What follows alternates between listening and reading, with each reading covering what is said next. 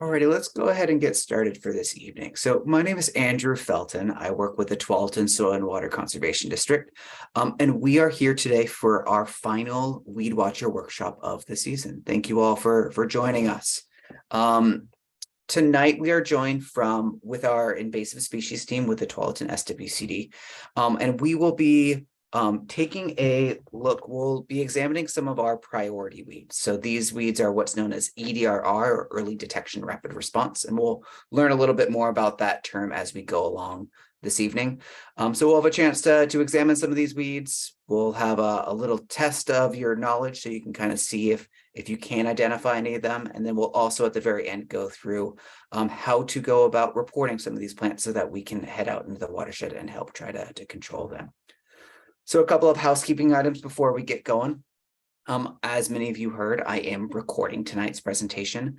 We will be posting it onto our YouTube channel sometime later this week, and I will be sending out a recording of that presentation to everyone who has signed up. So if you feel like you've missed something or want to go back and rewatch, don't worry, you will have access to that recording and you can reference it at any time. I'll be sending that recording in a follow-up email.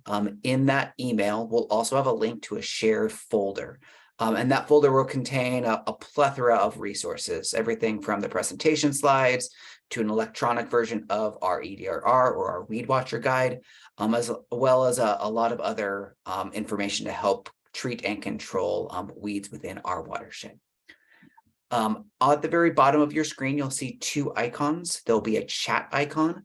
If you run into any technical issues this evening, or if you just need to reach out about something, feel free to use that chat icon. I'll be on the other end and I'm happy to answer any questions that you might have. You also will see a Q&A icon.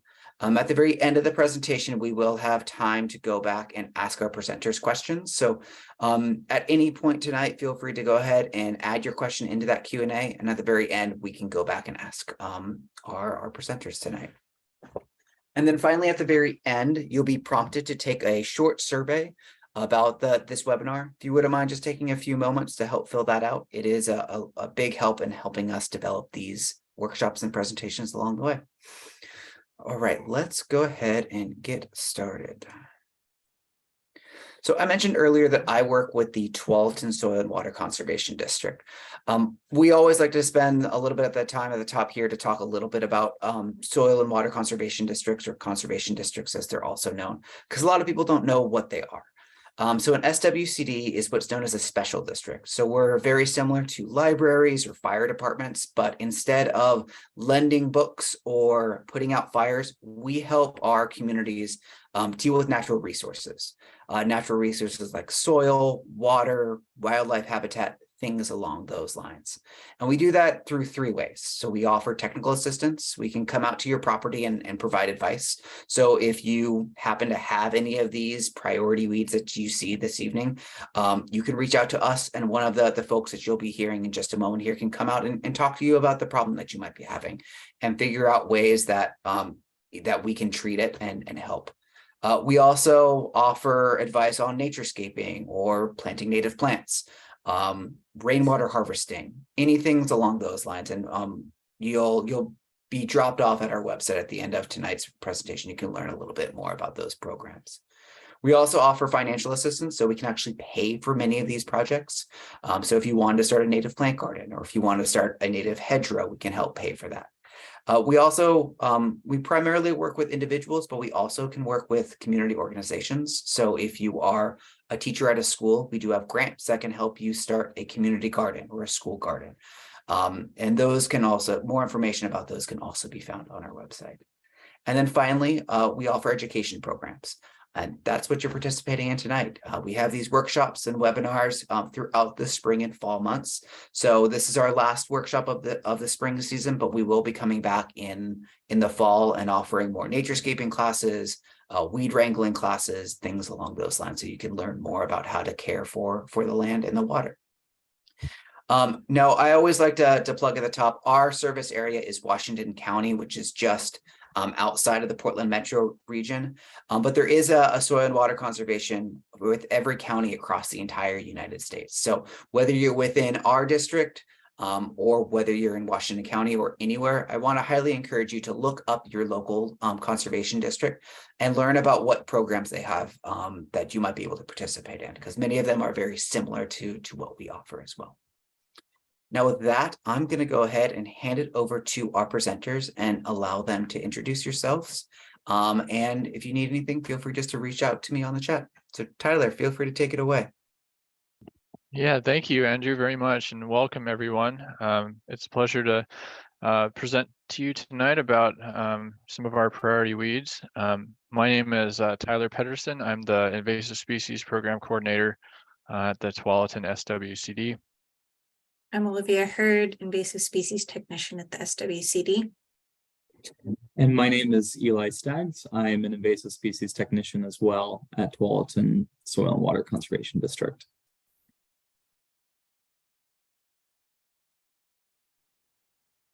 All right, so I'm just going to kind of give people just kind of a general overview of our invasive species program. We control and survey target species. We increase public awareness through these weed watcher workshops, and we collaborate with partners and residents to prevent the spread of invasive species. We've got different components to our program. First one is we provide advice to control common weeds. We do a lot of work surveying and controlling early detection rapid response weeds throughout the Tualatin River watershed. And I'll be getting into that a little bit later on. We have a tool library of weed wrenches that we loan out to the public to help remove Scotch broom, hawthorn, holly, weeds like that. And then we also provide these weed watcher workshops for land managers and communities. TWIST, this is also known as Tualatin Watershed Invasive Species Team. And this is a partnership between residents, volunteers, nonprofits, and government agencies. Volunteers and staff look for and report EDRR species in the Tualatin River watershed. By taking this workshop, you are now a part of our team.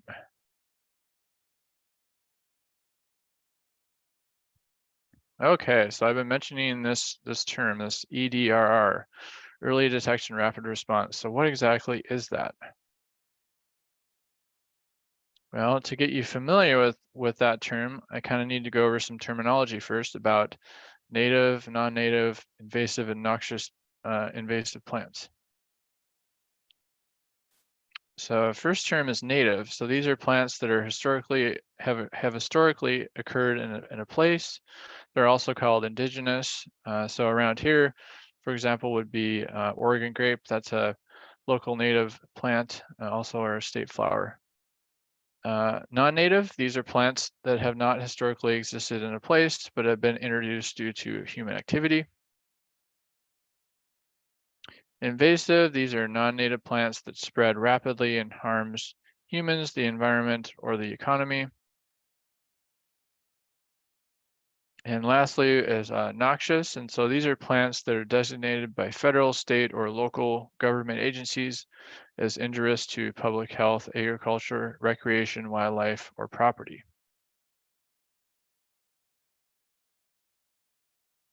So this is a good infographic that kind of shows you how invasive species can wreak havoc on the landscape by damaging habitat, biodiversity, and infrastructure. So you can see as you go from left to right, go from a healthy ecosystem to the invasive species that start taking over and spreading. And then at the very far right there, you see the infestation of what looks like knotweed has just run rampant over the landscape. It's impacting habitat, the road infrastructure, the house, the foundation of the house, also impacting agriculture productivity. So weeds, if they're left unchecked and not controlled, they can have some very detrimental effects and have very wide-ranging impacts, and that's why we're trying to get to them early on before they spread. So this is something you're going to be seeing throughout the presentation. This is called the invasion curve. And so this is going through and showing the different stages of an infestation. You can see there at the bottom are the different stages. We have prevention at the far left, then detection and removal, containment, and then finally at the far right, long-term management. And so as you go up the curve from left to right, the size of the infestation grows, and also the cost to manage that infestation increases. So for a lot of what we're going to be talking about today, we're going to be in the prevention, detection, and removal and containment stages. This is where we're trying to focus our efforts, you know, kind of the early detection, rapid response. So for example, you know, the weeds that we're going to be talking about will be on those first 3 stages. A lot of the more common weeds that you're used to seeing in the landscape, like blackberry and ivy, those are plants that are going to be in the far right there in the long-term management. So they're going to be, you know, you're not going to be able to totally eradicate them. So they're going to be here, you know, they're going to be here for a while. And so a lot of the weeds we're trying to work on, we have a shot at containing or eradicating them.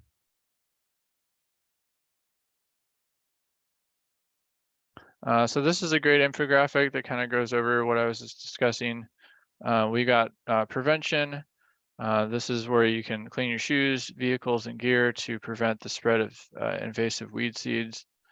Using local firewood, you know, buy it where you burn it, to prevent the spread of insect pests like emerald ash borer. Do not dispose of unwanted plants or pets in nature. Then the next one we've got is removal and detection. So learning how to identify the weed species, report your sightings, which we're going to cover at the end. Professionals can come out and survey and map the infestation to get an idea of how widespread it is and how you can approach managing it. Then we go to removal, which is removing the invasive species using best management practices, how to properly dispose of the weed debris, researching new control options. Next, we've got containment. This is where agencies coordinate efforts to prevent the spread of the infestation, and they continue to remove invasive species. And then lastly, we have management, and this is where you prioritize economic and ecological impact, and complete removal is no longer feasible, as I was mentioning with the invasion curve.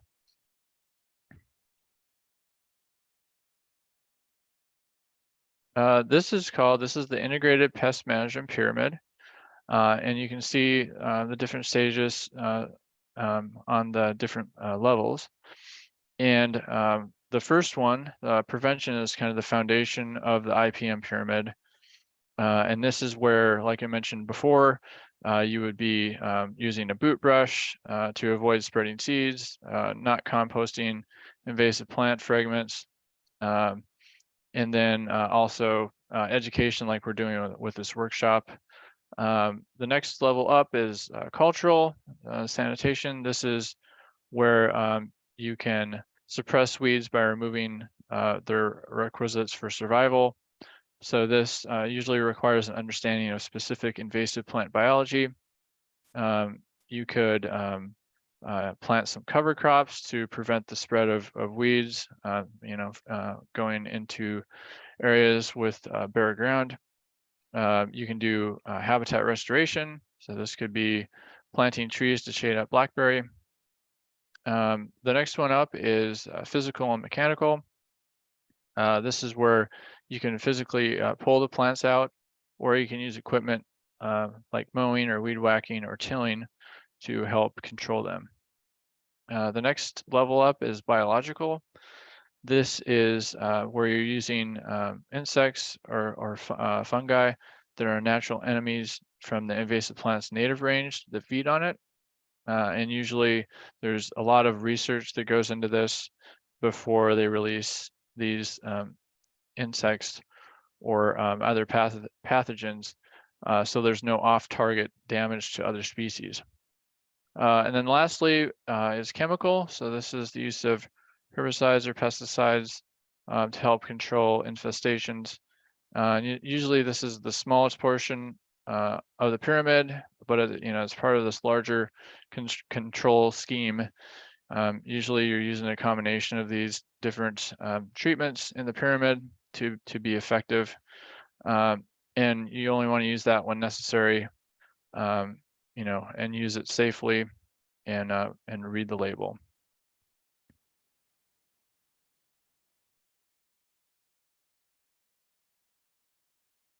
Okay, so now I'm going to start talking about some of the species that we're asking you to keep an eye out for and report if you see them.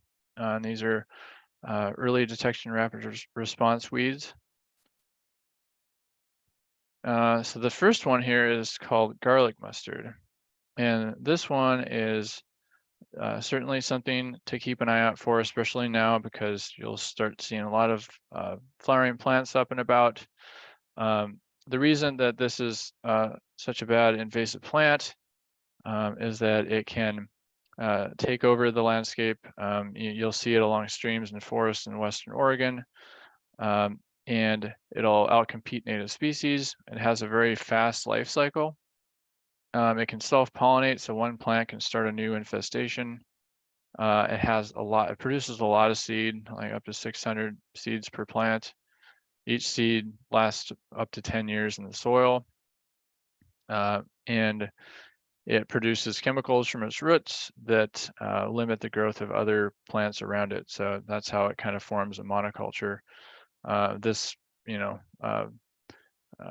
in turn will decrease biodiversity and then also decrease forage for wildlife.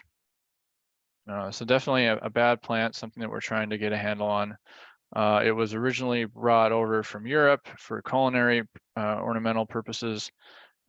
It's as you can tell by the name, garlic mustard. If you crush the leaves, it smells like garlic, and people have used it to put in pesto after they blanch it. It does have cyanide, so we don't recommend you eat it raw. It needs to be prepared properly. And so this plant, like I said, primarily the main way that it spreads is by the seeds, and those can hitch a ride on tires, equipment, boots, clothing, animal fur, and they can also be spread by water and along floodplains. It is a biennial, which means it has two different growth phases. You have the rosette stage, which is on the top left. That's the first year rosette. Those are leaves that they're kind of scalloped with they're kidney shaped with scalloped edges, kind of this darker green, and they're about 2 to 4 inches across, and the roots are S or hook shaped. And the second year plants, as you can see there on the top right there, those are flowering. Typically they flower from April to May. They grow up to 3 feet tall. And the flowering stalks have triangular shaped leaves, so definitely totally different than the first year growth. They've got these triangular shaped leaves with serrated edges, and they're arranged alternately from the stem. And the flowers, like I said, they begin to develop in April. They have 4 white petals in the shape of a cross, and they will develop these siliques or these seed pods in actually, a lot of them have developed them now that we're seeing. So it could be anytime May or June. And then usually by July, they'll ripen, and then the seeds will pop and disperse. And like I said, they produce up to 600 seeds a year. And best time to look for them is in the spring, and you'll see them in forest understories, roadsides, urban areas, riparian areas, and along hiking trails, and also along game trails where you see deer and elk use the trails through the forest. And we want you to report this if you find it anywhere in Oregon. A lot of different soil and water conservation districts and organizations are trying to control it as well. So this is showing a map of the distribution. This is from last year. Like I said, it is widespread across Western Oregon. There's been a lot of work that's been done in our area in Washington County and in Multnomah County in the last 10 years. And right now we're in the containment phase, so trying to keep satellite populations from spreading. starting new infestations. A lot of the work, as you can see, it's in along the creek, and we do have some in the road right away. So those high vector areas. So there are some lookalikes for you to be aware of with garlic mustard, and the first one is fringe cup on the left there, and that is actually a Pacific Northwest native plant. And the leaves of fringe cup are similar looking to the rosettes of garlic mustard, and they're both low growing, and they share similar habitats. The main differences are that the leaves of the leaves and leaf stalks are hairy for the fringe cup, and they're not hairy with garlic mustard. The flowering stem produces very different flowers with curled petals, and the leaves of the flowering stalk will clasp the stem, and they don't with garlic mustard. The next one is ground ivy or creeping Charlie. This is a non-native. And this one, you can see the leaf shape is very similar to the rosettes of garlic mustard. And they both can form these dense carpets on the forest floor. Main differences are that ground ivy or creeping Charlie has square stems, and they're more creeping on the ground. It is in the mint family. And whereas the garlic mustard does not have square stems, ground ivy has flowering stems that grow close to the ground, and it has purple flowers instead of white flowers like garlic mustard.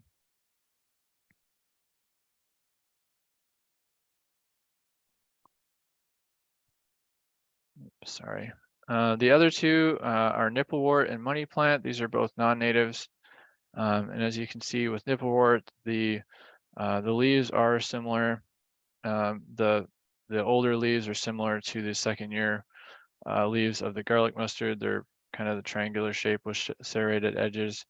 But the flower petals and the flower color are different. They're yellow compared to white with garlic mustard. And then for money plant on the right there, similar leaf shape to the second year leaves of the garlic mustard, but the money plant has purple flowers, and the seed pods are circular, cylindrical shaped compared to the sleeks or the elongated pods of the garlic mustard. Okay, the next plant is woody knotweed. So this is one that's very problematic. It's native to Japan, where it can actually grow in the lava fields.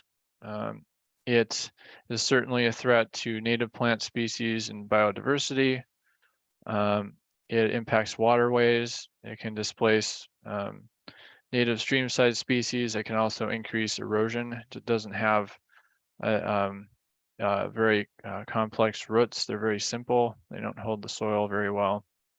And then with people and homes, it can cause issues with coming up through the asphalt or cement or the foundations of houses or even through decks. So it's a very hardy plant. It can take over and grow very fast. So what you want to look for are tall clump forming plants. So they're usually anywhere from 5 to 15 feet tall. They have flattened to heart-shaped leaves and small white flowers, and then large hollow bamboo-like stems. And the best time to look for them, they usually start coming up in April, and then they'll start flowering from August to October, and that's usually when you'll spot them. And you'll see them popping up on stream edges, roadsides, wetlands, gardens. So they're very adaptive. They love disturbance, so they'll find those disturbed areas and rapidly spread from there. One of the ways that they get they spread so fast is people try to mow them or cut them down or dig them up, and that'll just each little fragment of the stem or fragment of the roots will form a new plant when that happens, and so it'll just create this entirely new infestation and cause it to spread. So really try to encourage people not to do that because it'll just make it worse.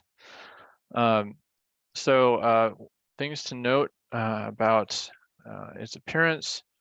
Like I said, it'll sprout in the spring, and something that you'll notice is the flowers, they kind of cascade over the leaves, and honeybees or non-native honeybees will be attracted to them, but they don't really provide that long-lasting habitat and food source, so they're not a great source of food, and also not a great source for when you're looking at macroinvertebrates in the creek that need organic matter, feed on leaves.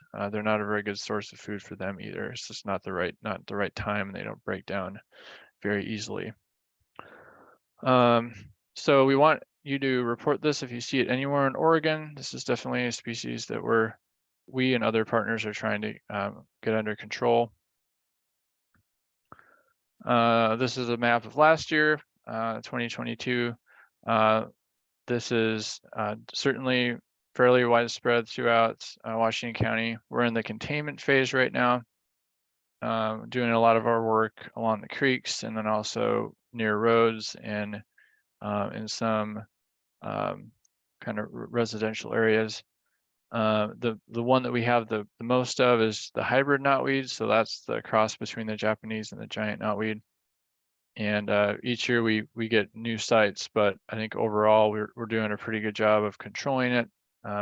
Something that we're continuing to work with landowners and other partners to coordinate control efforts. The lookalike for knotweed is red osier dogwood. This is a native species, and you'll notice some of the similarities. The leaves are similar. It does have white flowers, the dogwood does, but it's more contained, whereas the knotweed is more cascades. It's kind of got a more elongated bloom to it. You'll notice that the stems are red. Knotweed stems tend to be greener. They do have some red blotches, but they're not as red as the dogwood stems. And they're also, dogwood stems are, they're not hollow, and they don't grow nearly as tall as knotweed.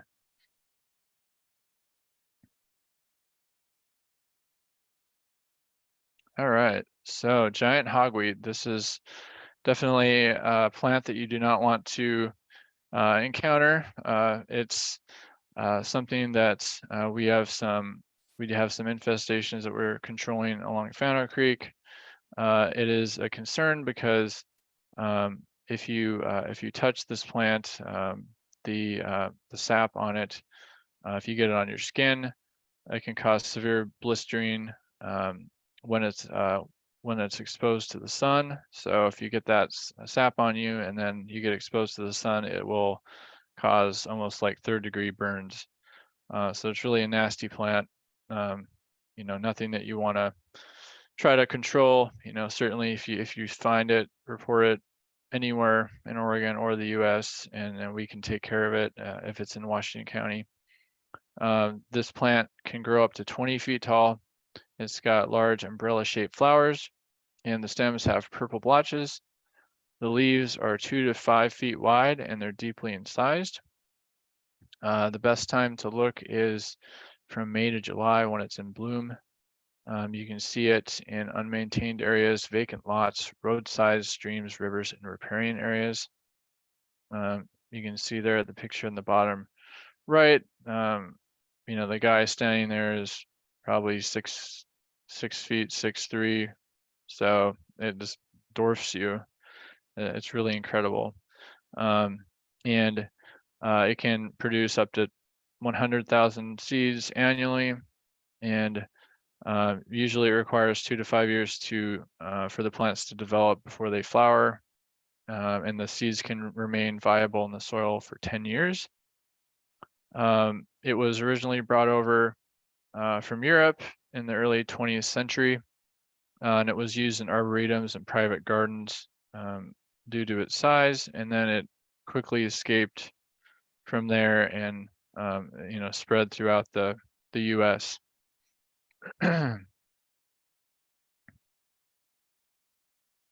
we've been doing control work on Fennel Creek, as I mentioned, so the eastern part of the county, and we think that we've got a few sites left that we're trying to eradicate.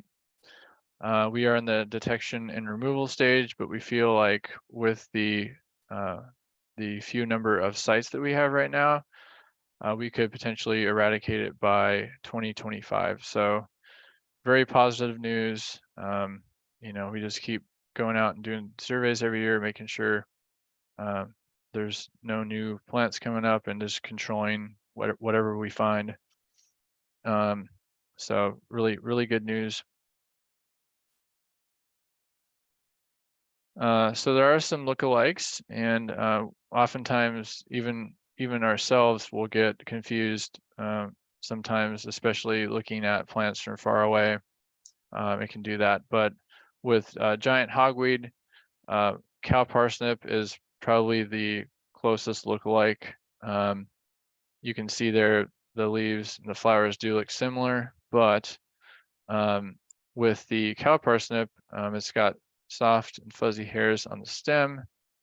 Giant hogweed does not. You can notice the leaves. The leaves for giant hogweed are just so much more deeply incised, and they are huge. They're 2 to 5 feet wide. And the leaves for the cow parsnip are about 2 feet across. Cow parsnip usually grows up to 7 feet tall, and hogweed can get up to 20 feet tall, so certainly much taller.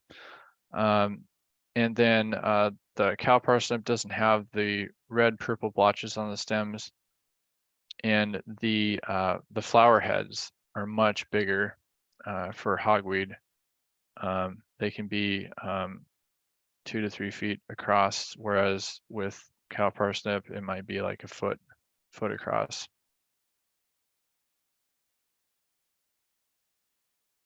And here's Olivia showing kind of the difference in height. So 7 feet for cow parsnip and 11 feet for giant hogweed. So just a giant. Hi there.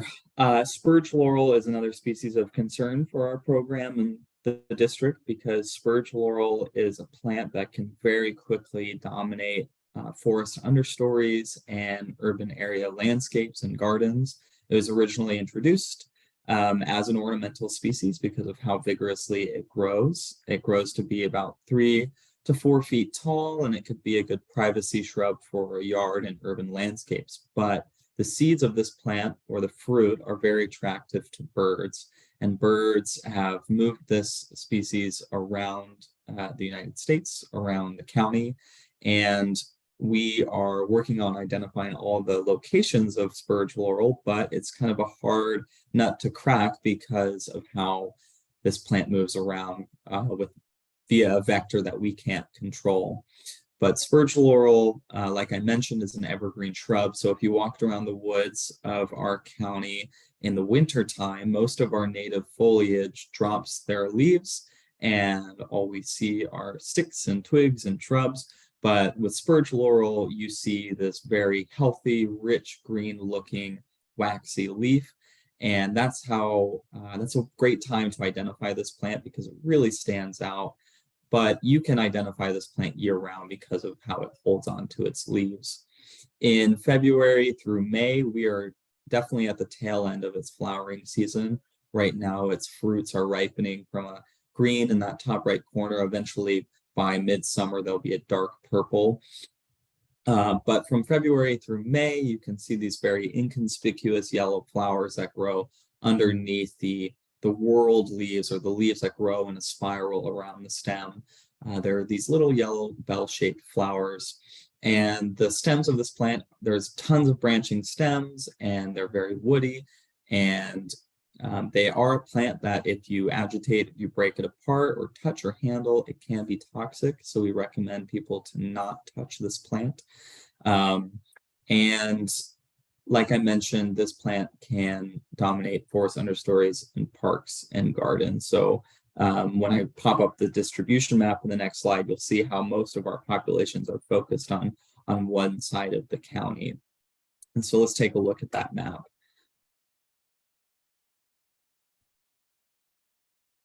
My slide, let me just manually click. Here we go. Okay, there we go. So here is a map of all of the known occurrences. So this is a little bit different than some of the maps that Tyler was showing. Those were our treatment locations of past years, but this one specifically is a map of all of the known locations that we have for spurge laurel. And you can see how there's a super high concentration on the eastern side of the county in the hills along our border with Multnomah County. It's a very high density urban area where there's a lot of development in those forested canopy areas. And that's where spurge laurel right now has been its highest density. But because birds are a vector, we have started to see populations on the western side of the county. And so we are looking to identify as many of them as possible so we can put this plant in a containment zone. Eradication is going to be a big challenge because of this, the way that this plant moves around. So if you find spurge laurel, please give us a report. It's very helpful for us to know what the full extent of this plant is. And if you're out and about looking for spurge laurel, there are two lookalikes. They're both native to our region, to the Pacific Northwest. We have our western azalea and our western rhododendron. From these photos, you can tell why they are a lookalike. The leaves are very similar. They're these oblong, lance-shaped, waxy, green, evergreen leaves, but the stature and the flowers of these plants differentiate it from spurge laurel. Both western rhododendron and western azalea, when left to grow significantly taller than our spurge laurel, and the flowers of these plants are far more showy. The azalea and the rhododendron have these beautiful, showy pink, white flowers, whereas spurge laurel from February through May have these really small, inconspicuous yellow flowers that are often hard to detect.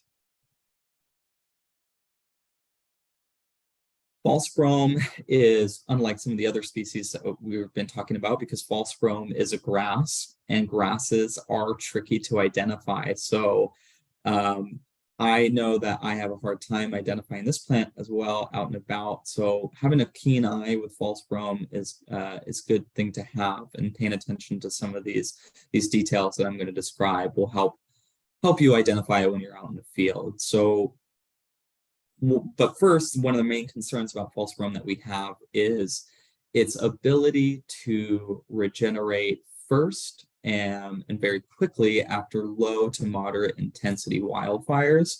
And we're all experiencing this new change in our climate and how wildfires are occurring more and more frequently. And wildfires are a risk to our forested lands in Washington County. And after a low to moderate intensity wildfire, if false brome was allowed to grow, then all of our native vegetation would be suppressed and we would only be left with this annual grass that doesn't provide very much food and shelter for our native wildlife, and it would disrupt a lot of the food chains that our ecosystems rely on. So we want to make sure that any false brome that we know about in the county is controlled, and any new things are reported immediately and that we can get a quick jump on.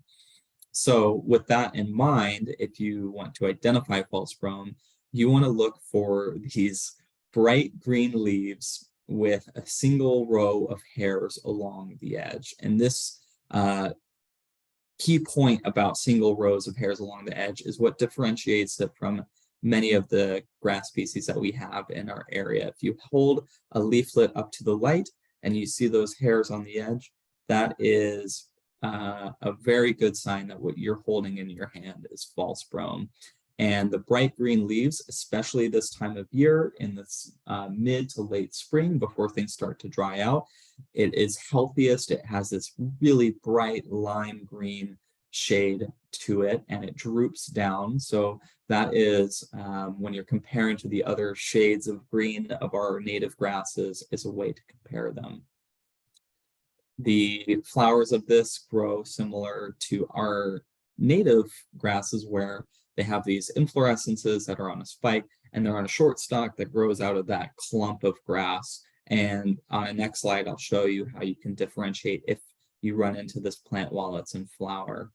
And false brome grows in these dense clumps, and it grows back year to year. So what you'll often find is really bright, healthy lime green amongst other clusters of dead leaves near the base. And like I mentioned, you'll want to take a look for this grass in the spring, right around this time of year, when those leaves are healthiest and brightest. But again, like I was mentioning with the forest understories, false brome is capable of growing along stream sides and in upland prairie. So it's not just restricted to that habitat. If false brome is allowed to grow along our riparian zones, we could lose out on those other key native species that our ecosystems rely on. And this is a plant anywhere in Washington County, please report it. Here is a distribution of all the known occurrences of false brome.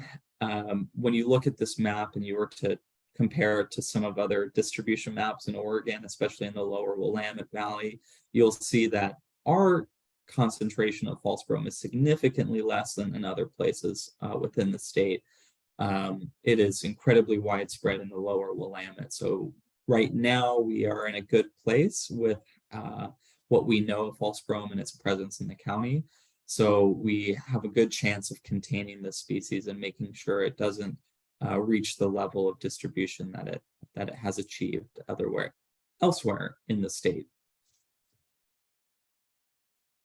And I mentioned the flowers of these grasses. So false brome looks a lot like our native Columbia brome, and a great time to, or a great way to distinguish the two species are when they are in flower.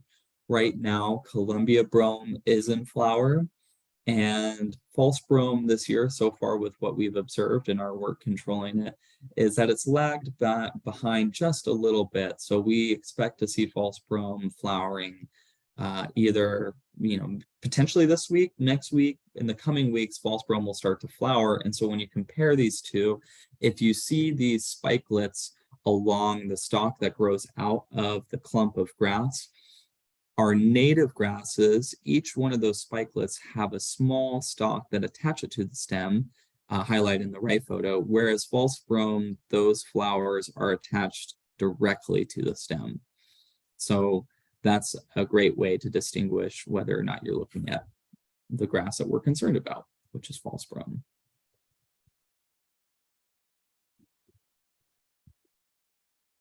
All righty, and we have our first test of knowledge, or celebration of knowledge, I think we'll call it tonight.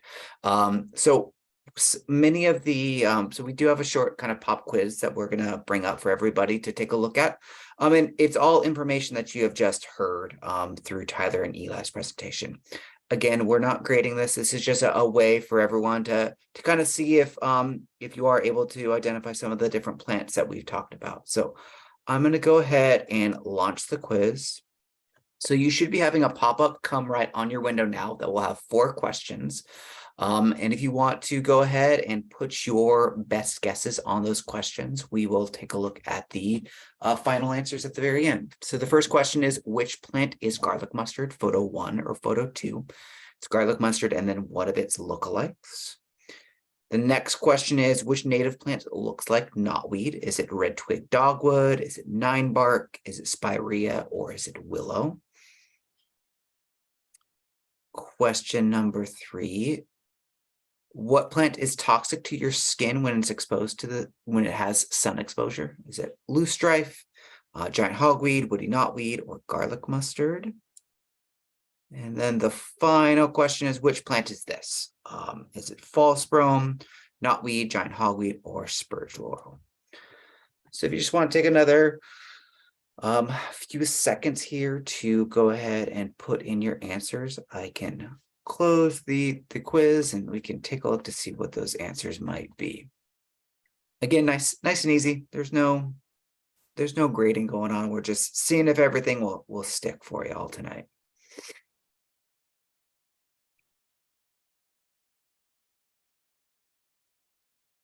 Alrighty, I'm gonna go ahead and close it pretty quick here. So if everyone wants to submit their questions that they're working on. All right, let's take a peek. So I'm gonna go ahead and share the results. So the first photo, so photo 1 is garlic mustard. You can kind of tell that scalloped leaf of its garlic mustard rosette there. For number 2, red twig dogwood is the native lookalike of knotweed. Very good, everyone. Number 3, so giant hogweed is the plant that if you are to touch and then expose that area that you touch the plant to sun, you would get those 3rd-degree burns. So that is toxic to your skin.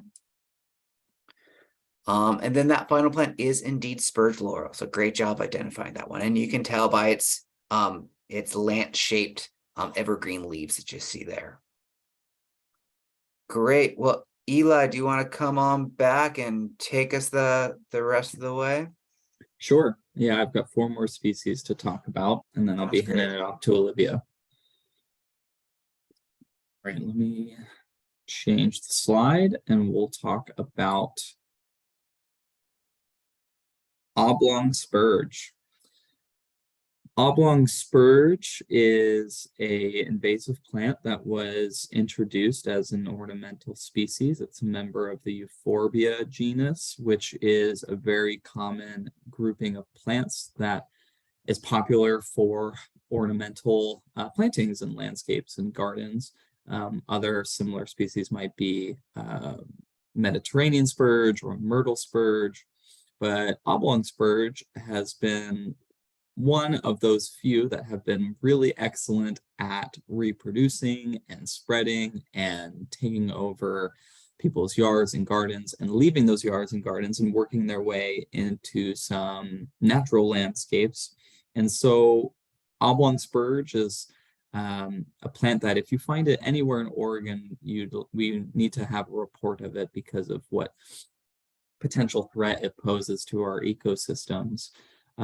It's a very attractive looking plant. It has these healthy, green, vibrant looking egg-shaped leaves. Another common name for this plant is egg leaf spurge.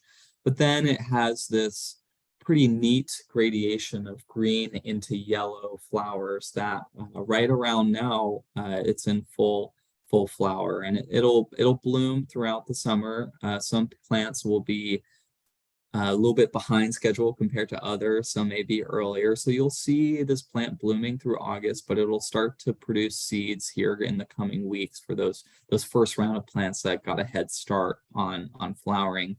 And this is a plant that can grow up to 3 feet tall. In that bottom right-hand photo, you can see just how many stems that this plant can produce when it's mature and it's had time to grow. And each one of those stems is going to produce a few flowers that can produce a handful of seeds.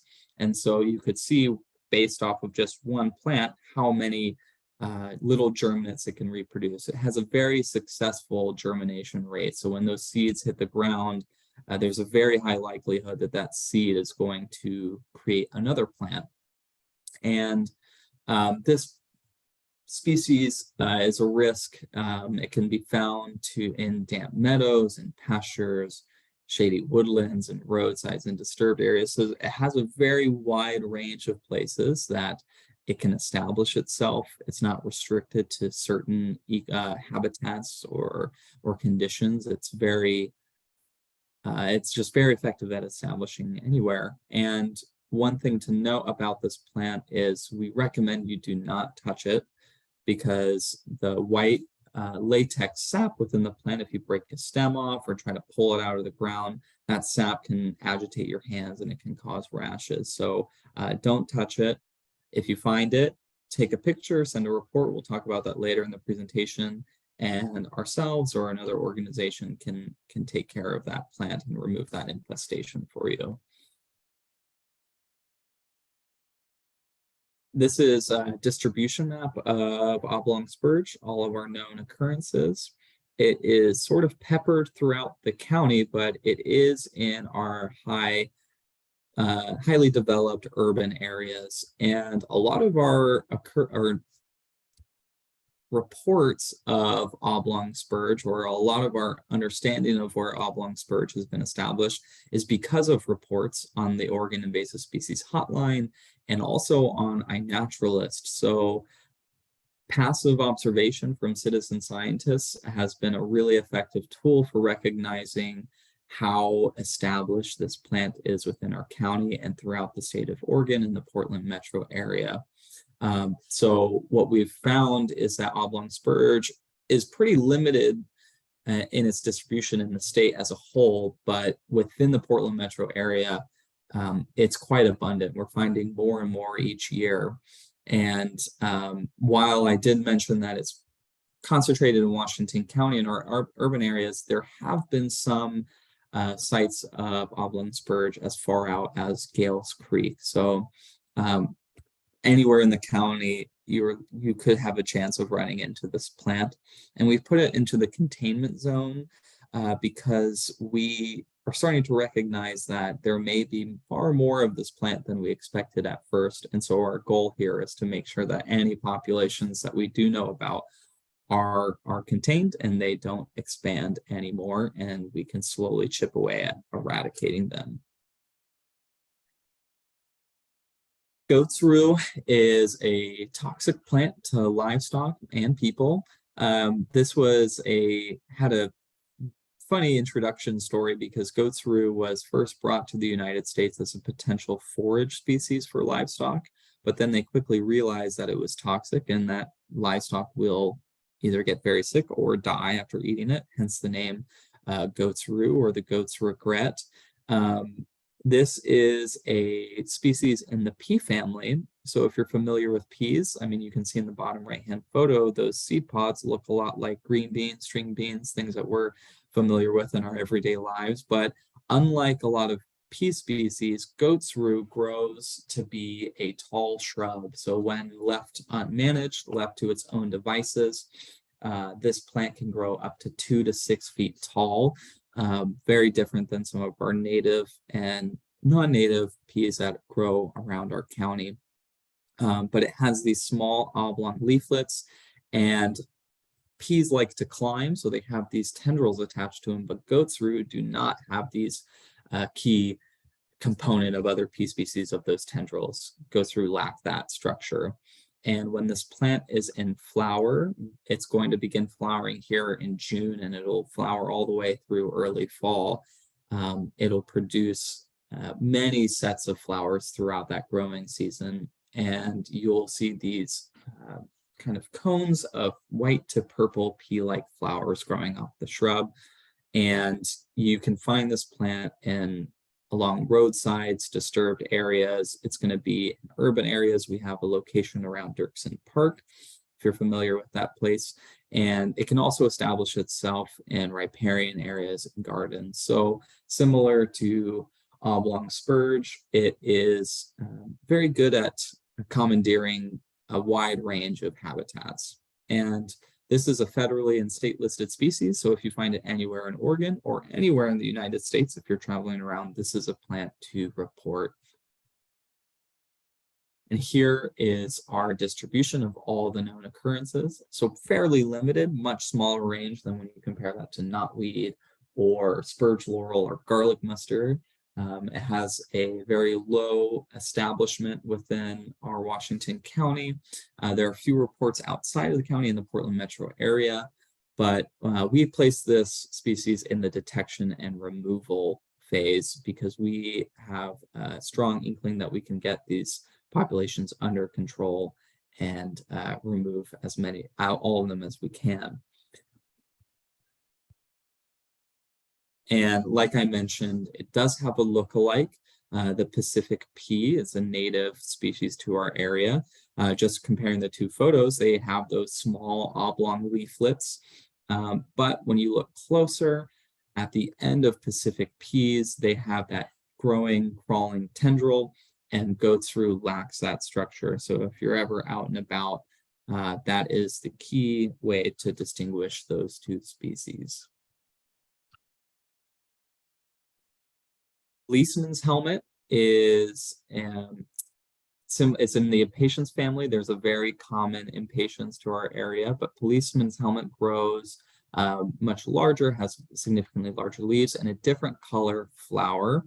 And so policeman's helmet grows up to 10 feet tall, and we're concerned about this plant because if it establishes itself, you can see in the bottom right-hand photo how minimal and small its root structure is. It does not embed itself into the soil. This plant is very easy to just pop right out of the ground. So that means when a stream bank or a riparian area is covered in policeman's helmet, there is very little holding that soil together. So there's a very high chance of erosion and displacement of soil. And when policeman's helmet establishes itself, not very many other species grow amongst it. So we want to make sure that policeman's helmet does not get a grip like some of the other impatiens in our county have. So to identify this plant, you're going to want to look for these reddish stems, a very shallow root system, and it has these flowers that are hood-shaped that range in color from white to purple. And the shape of the flower is similar to that of the UK policeman's helmet, is similar to that, that English old appearance. The leaves of this plant have serrations on the edges. You can see that on the bottom left-hand photo, those serrated edges. And then the seeds of this plant, if you were to be standing or walking amongst the middle of one and it was in seed, it has these explosive seed pods. We're going to recommend later in the presentation not to walk through infestations, but policeman's helmet have these seed pods that can explode very far away. So that's a key indicating feature of this plant. And it's going to be blooming here coming up in the next week or two, and that will occur until August. And the flowers are one of the key indications of this plant, those white to purple policeman's helmet shaped flowers. I was mentioning its risk to stream banks and riparian zones. Those are the places where you want to look. That can also include wetlands and roadside ditches where water collects, and also gardens. So those are the habitats that this plant really enjoys. It likes to have wet feet. And this is a plant where if you find it in parks or natural areas or near water in our county, we would like to have a report of this species. And it is in the detection and removal phase. These are all known occurrences, and many of these are historical sites where we have not seen any return after control efforts. So we feel very confident that policeman's helmet does not have a strong establishment in our county at all. So any reports are going to be something we want to chase immediately after. But compared to some of the Oregon's, our state's coastal counties, our distribution is significantly less. Purple loosestrife is a similar plant to policeman's helmet in that it enjoys wet areas. Purple loosestrife, just off the appearance, is a very showy, very beautiful plant that was introduced for ornamental purposes, but it is a prolific seeder and reproducer. It can produce up to millions of seeds a year. And if this establishes itself in wetlands, this plant can very quickly become the dominant species and disrupt our food chains and ecosystems and some of the other native vegetation that our wildlife rely on.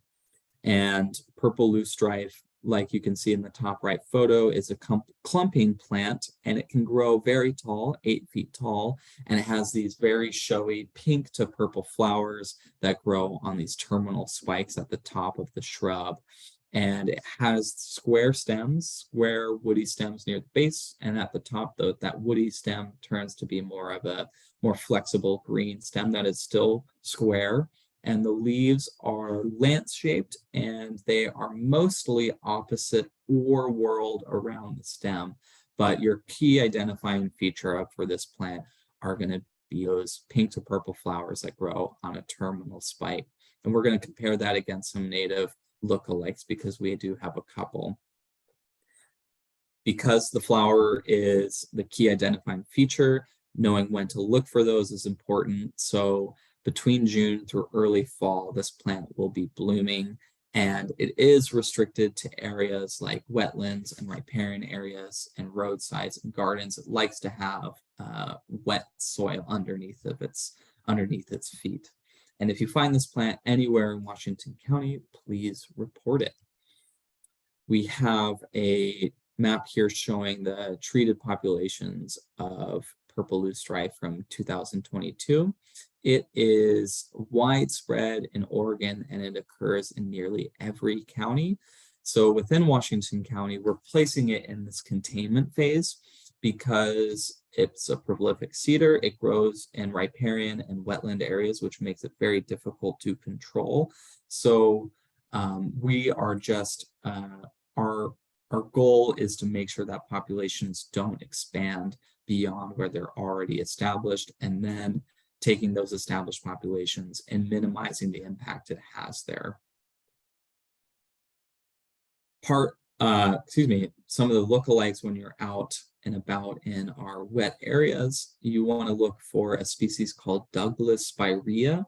It is a very common Pacific Northwest native plant to our area, and it has these fuzzy pink flower structures. The color is somewhat similar to purple loosestrife. This is how you can see how you could confuse the two from afar, but when you get up close, you can notice that Douglas spirea actually flares out at the base, and it has much fuzzier flowers than purple loosestrife. And then fireweed is another Pacific Northwest native that has purple flowers, but it grows in a very different habitat. You'll find fireweed often in recently logged areas or open forests or in disturbed dry areas, a much different growing habitat than purple loosestrife has. And a small shout out to the biocontrols that are doing a great job at containing the populations of purple loosestrife. These are pests that are native to, these are pests from the native area of purple loosestrife in Europe and Asia. These are the natural checks and balances against purple loosestrife that cause it to not be an invasive species there. And after a lot of research and guaranteeing that these species don't have off-target impacts, they are brought to the United States and released and become a new component of our ecosystem and act as a check and balance against purple loosestrife. So these species are introduced not with the intention of eradication, but with the intention of control and making sure that purple loosestrife does not establish itself as a dominant species in the landscape. And these biocontrols are active in Washington County. So off to you, Olivia.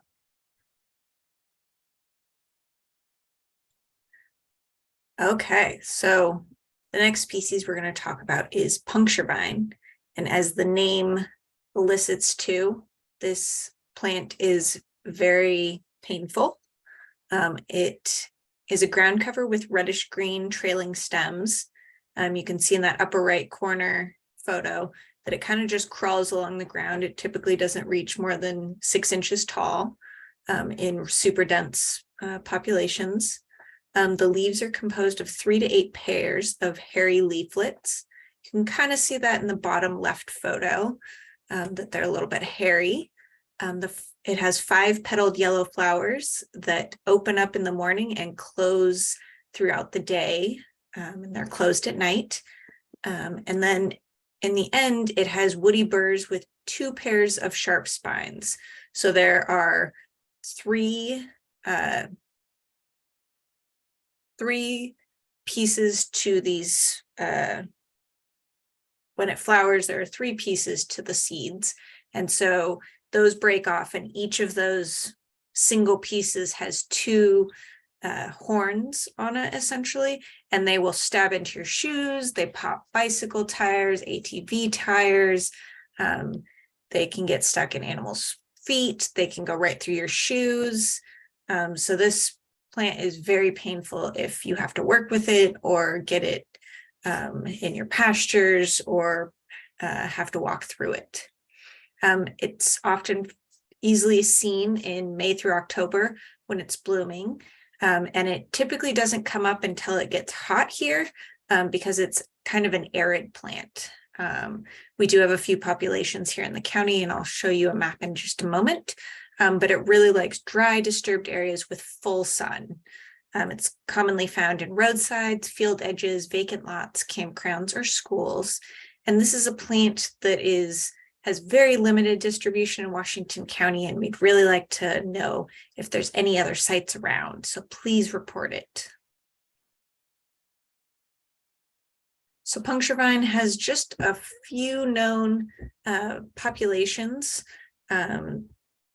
We have a location in Veerboort, North Plains, and then we know of at least one incident where a goat's head, as the seeds are called in other places, has popped a tire of one of the staff members' ATVs out at Stubbs Stewart State Park.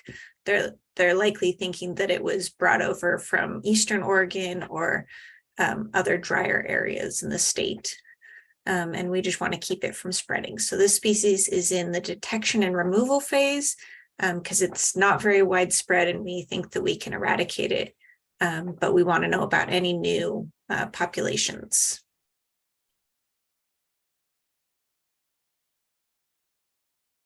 The next species is milk thistle.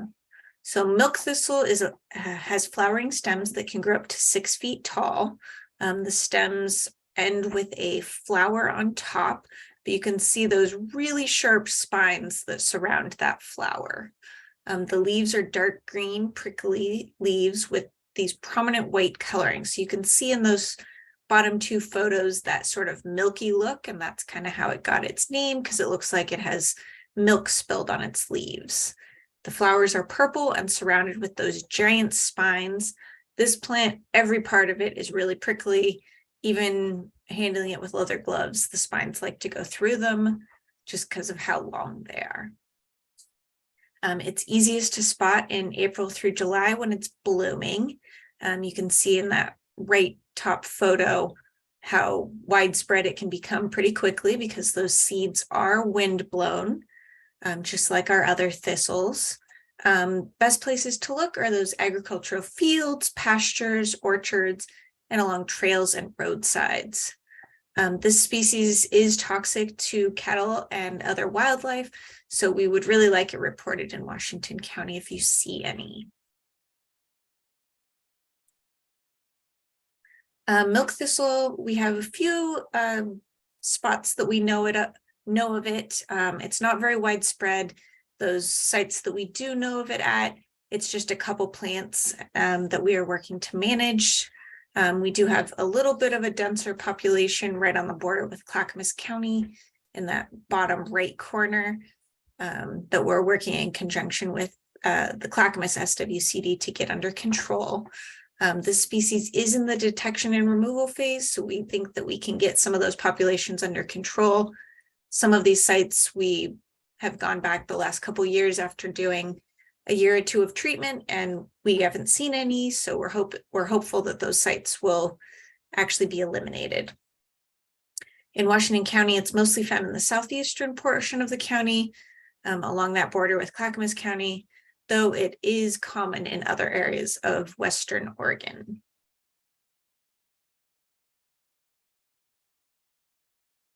So a lookalike for milk thistle is called Italian thistle. It kind of has similar leaves, but instead of kind of looking milky, the veins are white, and then it has white tips on the ends of its spines on the leaves. So you can kind of see those white polka dots right at the end. That's kind of a cluster of little white hairs at the ends. They both have spiny stems, but the Italian thistle has much smaller blooms, and it doesn't have those spines that completely surround that flower head. And the blooms are in clusters versus the singular flower of milk thistle. Although both species are invasive, milk thistle can cause more harm in our agricultural areas. Next species I'm going to talk about is parrot feather. Parrot feather is a common lake or wetland species. It is bright green. It has feathery leaves that are arranged in whorls, which they kind of stair step around the stem all the way up to the top. The above water stems are light green to red and can almost look like little pine trees sticking out of the water. And the stems can creep onto dry land up to 3 feet. There are a few ponds that we know of around the state that have this, and we do know of a couple around here. So we're just trying to get it under control. It's easiest to spot in July through September when those water levels are lowering so that it pops out of the water a little bit easier. You often find it in shallow, slow, or non-moving bodies of water, such as streams, lakes, and ponds. This is a species that we'd like reported anywhere in Oregon because of how easily it can spread. One population can easily get spread by waterfowl or kayak or your fishing equipment. So we just want to prevent any spreading. So parrot feathers in the containment phase. Last year we had a couple populations that we treated. One's at Vistabrook Park in Portland on Fano Creek. Then we've got a population on Johnson Creek, Bronson, and Christensen Creeks. It is pretty widespread in Western Oregon. That's why it's in the containment phase at the sites that we have it at. But we'd still like those reports so that we can tell if it's continuing to spread or if we're just kind of maintaining those isolated populations. And the last species I'm going to talk about is not a plant, but is actually an insect that gets into our plants. So this is the emerald ash borer, and it is a slender, shiny green insect. It's very small. You can see it there on a penny. It's about a ½ inch long, or the size of a dime. It has D-shaped exit holes. It leaves D-shaped exit holes in the bark of ash trees. And infested ash trees will start dropping their leaves at the top of the canopy, and then over the years will slowly become completely defoliated on the top as the emerald ash borer gets established in that tree and starts to kill off that top growth. I'm assuming many people have heard about this species because it's been in the news a lot recently, as our first population was discovered in Forest Grove last summer. It's the first time it's made it this far across the US. The last place that it had known to make it as it was heading west was Colorado. So it jumped from Colorado to Oregon. It's likely got here through firewood, someone bringing firewood, because it needs that ash tree as its host. So right now is when the adults will be emerging, they're guessing, because this is our first year where we can watch it through the whole year. It's kind of, we're guessing, but taking educated guesses based on things that have happened on the East Coast. You can look all year round at your ash trees for branches coming out of the trunk below where the crown begins. So typically right around the base of the trees, they call them epicormic shoots. So if there's a ton of those little shoots at the base of the tree, and you notice some dying canopy, some dead branches, and then any D-shaped exit holes, those are really good signs that they should be reported. And it does infest ash trees anywhere in Oregon. And we do have a lot of ash trees. And so we want to make sure that this is reported so we can figure out how far it's spread. There's a lot of work going into this species right now with the Oregon Department of Agriculture and Oregon Department of Forestry. They're spending a lot of time working on this species and trying to determine how far it's spread, because we have the Oregon ash tree, which accounts for a lot of our riparian areas. And then there's also street trees such as the green ash and other ash species that have been planted as ornamentals. So there are some lookalike species out there for this emerald ash borer that are native to our area. So there's a great, if you go onto the Oregon Department of Agriculture's website, there's some great resources. These are some of the lookalikes that you might see out there, but you can see the emerald ash borer there circled in red, how it kind of has a flat top and a flat tail. And then if you open up its wings, it's bright red inside. But even if you suspect that it could be, even if it's one of these lookalikes, please report it, because it's better to have a false report than a report go unreported and it have spread beyond where it is.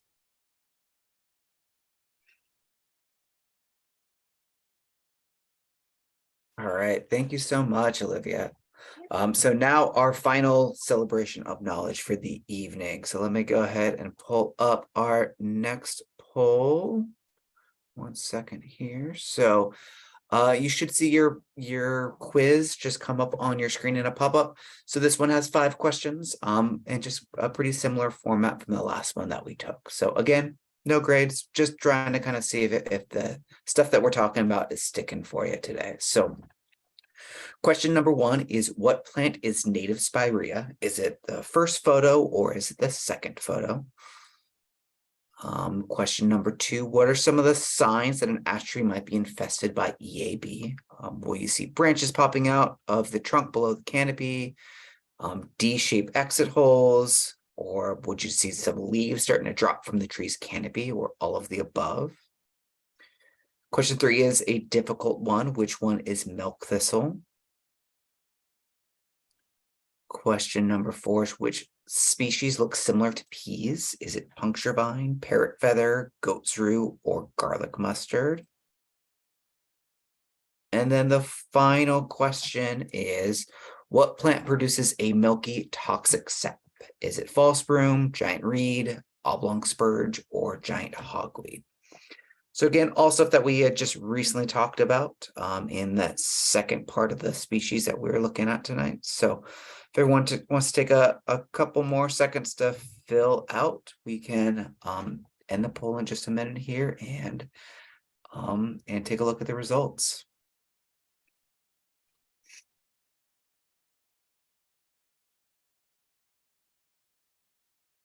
All right, another second, and I'm gonna go ahead and end it. So if you're working, just go ahead and submit your results.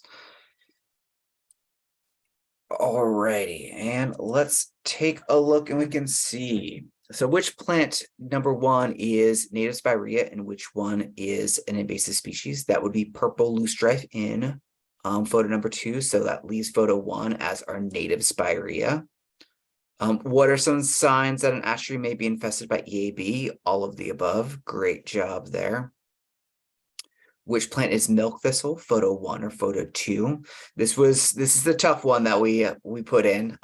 Everyone was right that it is photo number 2, but it looks very similar to the other thistle. Which species looks like peas? That's correct. It's goat's rue. And what plant produces a milky toxic sap? That's right, it is oblong spurge. So everyone knocked that one out of the park. So Olivia, if now that we've seen all of these different species, what are, if somebody were to see these species out in the wild per se, what is the next step that they're going to be doing? Nope, you're on mute. Thank you. No worries. The next thing we're going to go over is how to report these. Great. Well, let's show us how. Okay.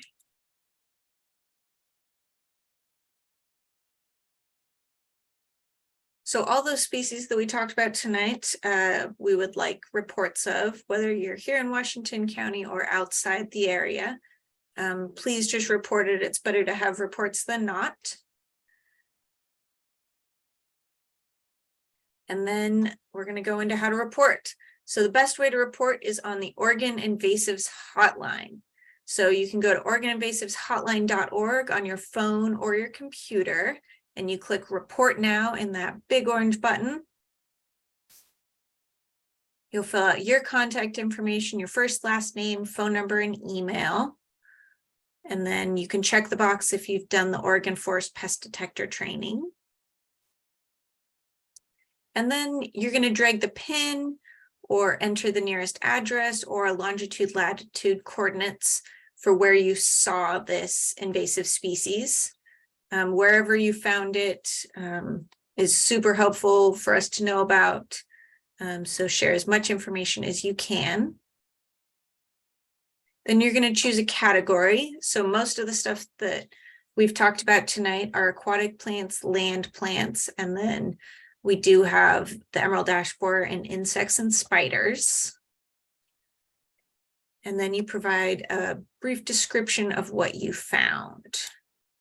So describe the species you think it is, or enter a description of the plant, where you found the plant, anything that can help us get back to that infestation. Upload some images. 1 or 2 pictures is great. 2 is the best because that gives us 1 photo of the plant at a distance of kind of the whole infestation.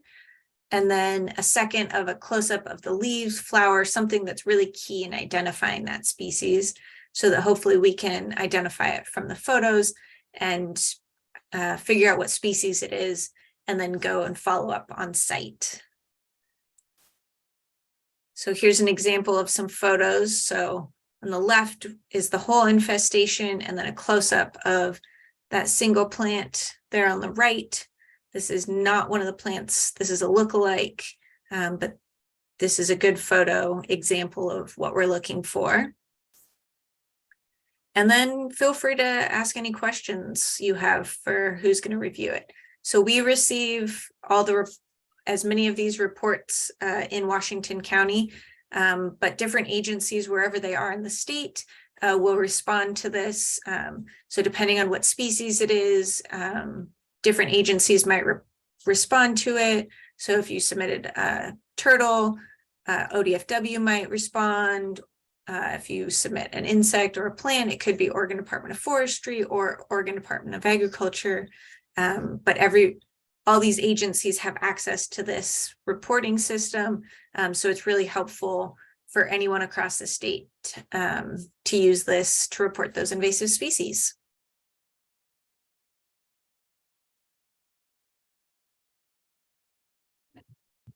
And some parting words before we end this presentation is that prevention is the best control for these species. It's a mantra we try to reiterate at every one of our workshops and every time we work with a landowner, and we try to remind ourselves each day. And a lot of the species we talked about, they are introduced and vectored by us. We contribute to invasive species establishing themselves, so we can prevent them by cleaning our clothes, cleaning our equipment and vehicles, walking around infestations, and then remembering to submit reports of the hotline. And one key thing we can do to help prevent establishment of new species is if you're going to purchase a plant for your landscape, your yard, or your garden, you can research that species before putting it there and figure out whether or not that plant has a risk of being invasive or not, and if it will give you a headache that you didn't intend on having. Some other ways to make sure you prevent the establishment of the other species, like Olivia mentioned with emerald ash borer, the introduction was through firewood. So burn it where you buy it is that key phrase. Don't move firewood around. These invasive insects hitch their ride on firewood from infested areas. And if you own a horse or other livestock, supplying forage or hay that is certified as weed-free is a great way of minimizing the spread of EDRR and common weeds across Washington County. And when you're at those state line checkpoints, always declare your agricultural goods, because those can contain pests that can hurt our agricultural economy. And then finally, for our aquatic species, when you are out on a boat, in a motorized boat or a canoe or a kayak, cleaning, draining, and drying them before you move into new waterways is essential. That is a great way to stop those aquatic hitchhikers. And if you have an unwanted aquarium pet, please contact the Oregon Department of Fish and Wildlife, because they can help you when you make sure that those unwanted pets are not released into our natural ecosystems, where they can cause more harm than good. So thank you for watching. There's some additional resources on our website. Our email is listed here. And if you have any questions, I think Andrew is going to help facilitate questions. Yeah, absolutely. So if anyone has any questions, please feel free to go ahead and put them in that Q&A box at the bottom of your screen. We haven't had any come in yet, so I don't have anything to stall as more questions come in. So if anything is out there, please feel free to ask our experts tonight.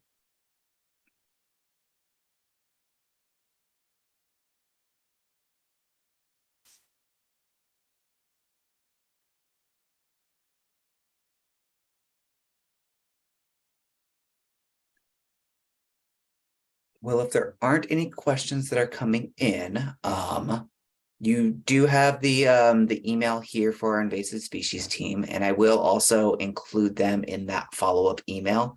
So if you do, think about any of these species that you heard about today, or have questions about any other weeds, please feel free to follow up with any one of us, and we're more than happy to find to research your answers and try to get back with you and follow up.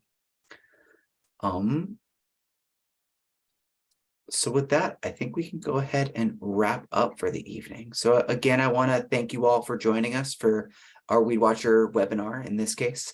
And again, please don't be a stranger. We're absolutely here to help, and that's the resource that we are. So Thank you. thanks for joining us, everyone. Thank you. Have a good night. Thank you.